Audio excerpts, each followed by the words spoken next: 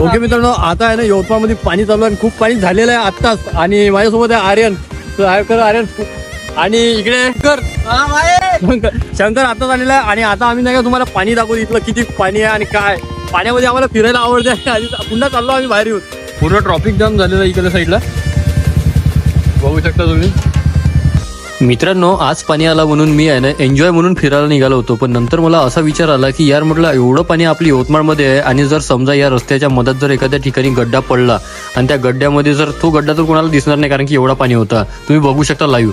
आणि त्या गड्ड्यामध्ये जर एखादा मुलगा, बाई किंवा माणूस जर जाऊन पडला तर त्याचं काय होणार तुम्ही बघू शकता. हा जो मुलगा शाळेतून आला आणि चाललाय घरी, तुम्ही बघू शकता पाणी किती आहे. करतो की बा ह्या पाण्याची व्यवस्था करा. हे बघा इथं मेडिकल मध्ये जाण्याची शक्यता आहे पाण्याची.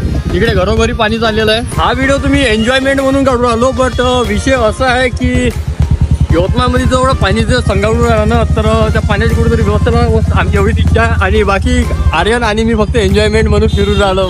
क्या बोलते पब्लिक, लाईक शेअर फॉलो करा आमच्या मिनी ब्लॉगसाठी. यार ट्रॉफिक पण खूप होऊ राहिलं यवतमाळमध्ये.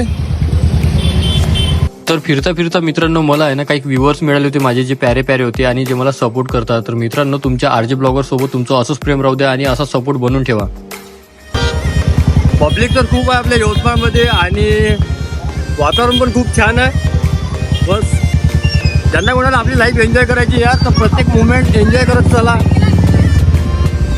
तुम्ही विचार करत असा ना, हा गल्लोगल्ली का फिरत आहे? गल्लोगल्ली आम्ही याच्यासाठी फिरत आहे, पाणी आला होता आणि पाणी आल्यामुळे आम्हाला फक्त एन्जॉयमेंट करायचं होतं आणि तुमच्यासाठी ब्लॉग घेऊन यायचा होता.